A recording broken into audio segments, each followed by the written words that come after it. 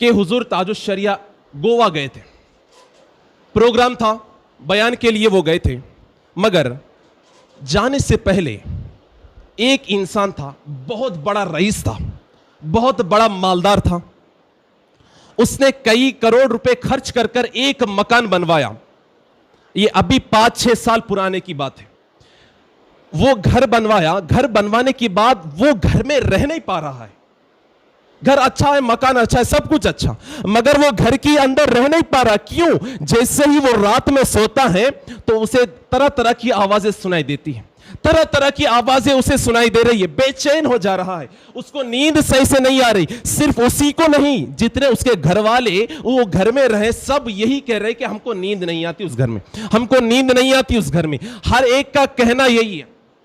जैसे वो गया अपने मोहल्ले के इमाम साहब के पास जाकर कहता है कि इमाम साहब, मैंने घर बनवाया और दावत भी मैंने की, घर बनाने की दावत भी, सब कुछ हो गया, मगर जैसे ही हम लोग घर में जाते हैं तरह तरह की आवाजें आती हैं, हम लोग बेचैन हो जाते हैं, बच्चे डर जाते हैं, बूढ़े लोग डर जाते हैं, मेरे माँ बाप डर जाते हैं, मेरे बच्चे डर जाते हैं, हमको नींद नहीं आती। क्या माजरा है, जरा आकर देखिए। जैसे ही इमाम साहब घर के अंदर गए तो उन्होंने कहा कि घर में जिन्नात का साया है, घर में जिन्नात का साया है। कि इमाम साहब अब क्या किया जाएगा, अब क्या किया जाएगा?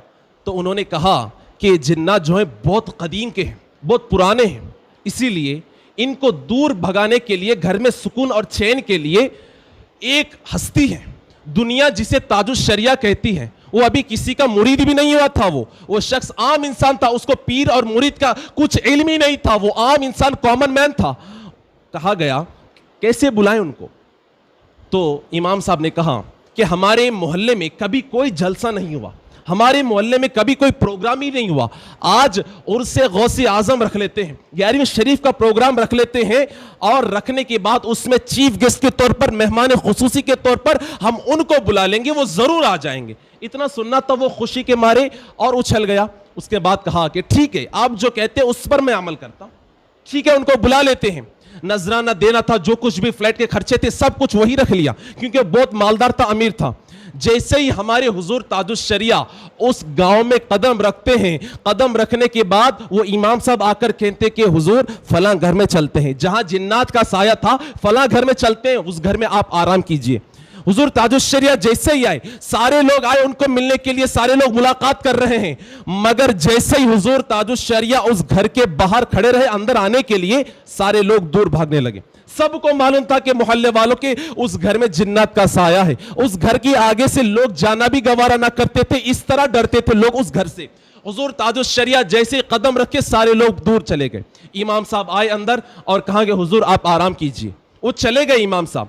उसके बाद क्या होता है, हुजूर ताजुश शरिया शाम में आए थे, रात का जलसा था, आप लोगों को पता है बड़े बड़े जलसे में मेहमान खुसूसी को कब माइक दिया जाता है? 12-1 बजे उनको माइक दिया जाता है, आधा घंटा 1 घंटा करने के बाद प्रोग्राम इख्तिताम। 12-1 बजे तक वो आराम करने के लिए गए। रूम में जाने के बाद वो आराम नहीं फरमा रहे हैं, हुजूर ताजुश शरिया सो नहीं रहे हैं, उतनी बड़ी उम्र उनकी थी, वो बैठे हुए थे, जिक्र इलाही में मशगूल हो गए। इमाम साहब यूं फरमाते हैं, मैं 1 घंटे के बाद जाता रहा, कुछ नाश्ता पानी ले जाता रहा, मगर हुजूर ताजुश शरिया कुछ नहीं पी रहे हैं, कुछ नहीं खा रहे हैं, जिक्र इलाही में वो मशगूल हो गए। जैसे ही 12 बजे थे, मैं गया, कहने लगा हुजूर ताजुश शरिया चलिए माइक पर, चलिए स्टेज पर, आपका वक्त हो चुका। इतना सुनना था, हुजूर ताजुश शरिया जाते हैं, बयान करते हैं, बयान इख्तिताम पर आ गया, पूरा प्रोग्राम खत्म हो गया। अब जाने के लिए जैसे ही कार में वो बैठते हैं, बैठने के बाद उस मालदार इंसान को बुलाते हैं, बुलाकर कहते हैं जा,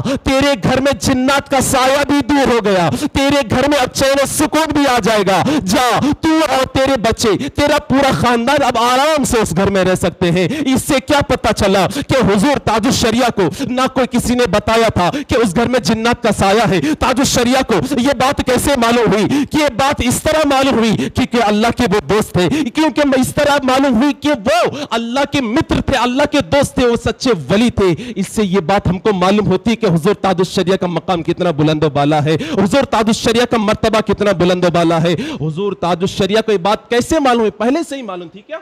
नहीं, जैसे उस गांव में कदम रखे, मुरीदीन के दिल के हालात को वो जानते थे, मुरीदीन के दिल के हालातों को वो जानते थे। ایک مرتبہ درود پاک پڑھی، اللہم صلی علی سیدنا و شفیعنا و نبینا و مولانا محمد مبارک وسلم، صلاۃ و سلام علیک یا رسول اللہ، صلاۃ و سلام علیک یا حبیب اللہ۔ اولیاء کرام، اس طرح ہمارے دل میں اولیاء کرام کی محبت رہنی چاہیے۔